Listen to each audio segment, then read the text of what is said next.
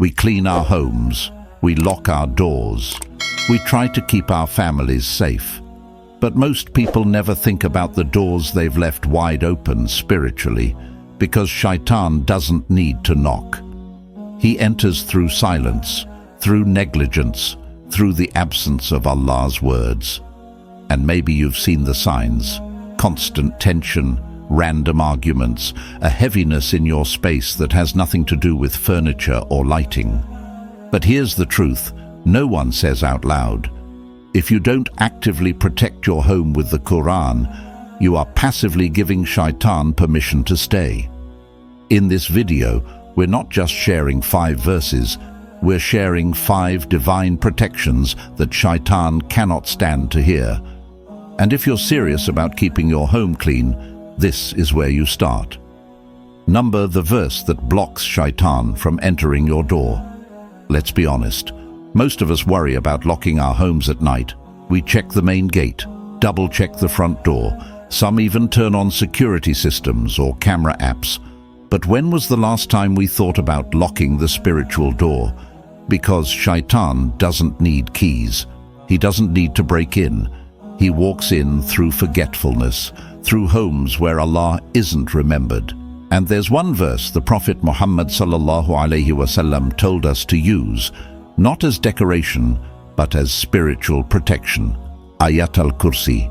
The Prophet Muhammad ﷺ said, "Whoever recites Ayat al-Kursi at night, Allah will appoint a guardian over him, and no Shaytan will come near him until morning." Now think about that. No incense, no long ruqya session, just one ayah, and you have a divine security guard at your door all night long. And yet, how many of us treat it like background noise? We recite it fast, sometimes forget it altogether, and then wonder why we feel unsettled at night, why sleep feels heavy, why there's constant tension in the house for no real reason. Here's the shift. You don't have to wait for something to go wrong to use this ayah. Make it a habit. Say it after every prayer. Say it before bed. Say it while walking through your house in the evening. Don't just leave your doors locked. Leave your heart guarded, your family covered, your space sealed, because Shaytan doesn't fear alarms. He fears light. And Ayat al-Kursi, it's one of the strongest lights Allah ever gave us. Number the second verse you should recite when your chest feels heavy for no reason. You know that feeling. You're not sad exactly, but something feels heavy. Your chest feels tight, your mood is off, and nothing specific triggered it. You try to brush it off. You think maybe you're just tired or stressed. But deep down, you know this isn't just mental. It's spiritual. Because one of Shaytan's quietest attacks is when he creeps into your thoughts, into your silence, into those invisible moments when no one else sees you struggling. And that's why Allah didn't just give us advice. He gave us 2 entire surahs specifically to protect the heart and mind. Surah Al-Falaq, Surah An-Nas. قُلْ أَعُوذُ بِرَبِّ الْفَلَقِ قُلْ أَعُوذُ بِرَبِّ النَّاسِ. The Prophet Muhammad ﷺ used to recite them every single night before sleeping. Not once, not twice, 3 times. He would blow them into his hands, wipe his body, his chest, his face, his arms, and protect himself from everything he couldn't even see. He ﷺ said, "No one can seek protection with anything better than these 2 surahs." Because sometimes the attack isn't something you can explain. It's not a person. It's not a problem. It's whispers, weight, restlessness. And these 2 surahs, they're not just for kids before bedtime. They're shields. They guard your chest, your sleep, your peace of mind. So the next time you feel that heaviness, don't scroll, don't distract yourself. Recite. Feel the weight ease as Allah's words clean what you can't even describe. Because Shaytan knows he can't win a fight when the Qur'an is between you and him. Number the 3rd verse that stops Shaytan from destroying your salah. You make wudu, you stand for prayer, and just when you say Allahu Akbar, your thoughts scatter. You remember messages you didn't reply to. You replay conversations. You think about food, work, regret, random things that don't even matter. And the worst part? You finish the prayer, but you don't remember talking to Allah, only thinking about everything else. That's not a coincidence. That's Shaytan's specialty. The Prophet Muhammad sallallahu alaihi wasallam said, "When the call for prayer is made, Shaytan runs away, and when the prayer begins, he returns and whispers, reminding the person of things they had forgotten." But Allah gave us something to fight back. A verse that's not long, but it hits hard. Establish prayer to remember me, Surah Taha 20:14. Now pause and think about that. The purpose of prayer is not movement, it's remembrance. And if Shaitan's goal is to make you forget, then your weapon is to pray with intention, not autopilot. So before you pray, recite this verse quietly to yourself. Let it remind you why you're standing. Let it cut through the noise, because Shaytan won't leave you alone. But the moment you remember why you're praying, he knows he's already losing. Number 4. The verse that lifts you when Shaytan uses sadness to pull you down. There are days when nothing feels right. You're not committing major sins. You're not in some deep crisis. You're just low, disconnected, tired in a way that sleep doesn't fix. And in those moments, Shaytan doesn't try to tempt you with evil. He whispers something even more dangerous. You're not good enough. Your du'as aren't working. Look at you. You're still the same. And if we're not careful, we start to believe it. That quiet sadness becomes a reason to disconnect further. We stop praying properly. We stop making dua.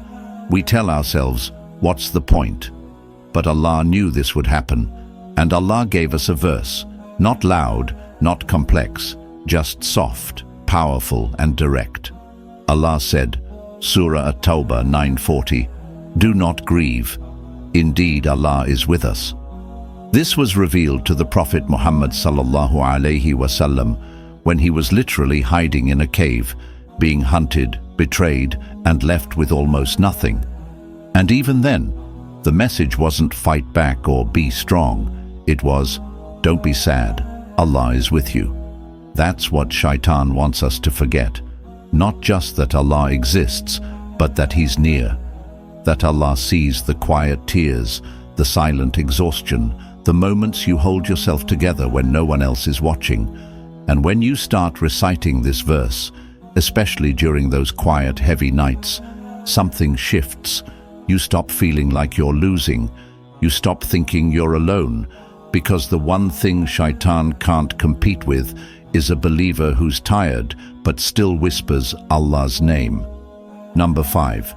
The verse that covers you when you can't do anything else.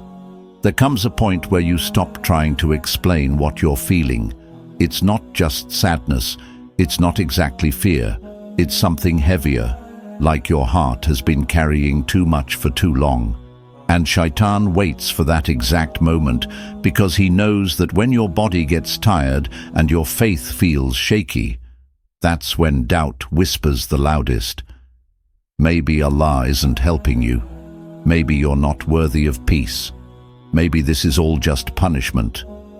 And that's how it starts. He turns pain into doubt, and doubt, if it sits too long, starts changing the way you see everything. But that's why Allah gave us a verse that doesn't just protect our home or thoughts. It protects our relationship with Him when everything else feels weak. Allah does not burden a soul with more than it can bear, Surah Al-Baqarah 286. It's not a quote for motivational posters. It's a reality check straight from the Creator. You're not forgotten, you're not abandoned, and no matter how exhausted you feel, the weight you're carrying right now is something your soul was already built to hold. That's what Shaytan doesn't want you to remember, because once you believe that Allah still sees you, still trusts you, still loves you, the whisper of, "What's the point?" starts losing its power. This verse doesn't make the test go away, but it gives you a shelter inside it, a place to breathe. A reminder that even this moment is under Allah's watch. So if all you can do is cry quietly or just breathe through the pain, recite this verse. Let it be your rope back to hope. Because Shaytan has no answer for a believer who's struggling but still whispers, Ya Allah, I know you're with me. My dear brothers and sisters, sometimes we wait for a big sign to start protecting ourselves. We think it has to come through a dream or a disaster or something extreme. But the truth is, the signs were always there.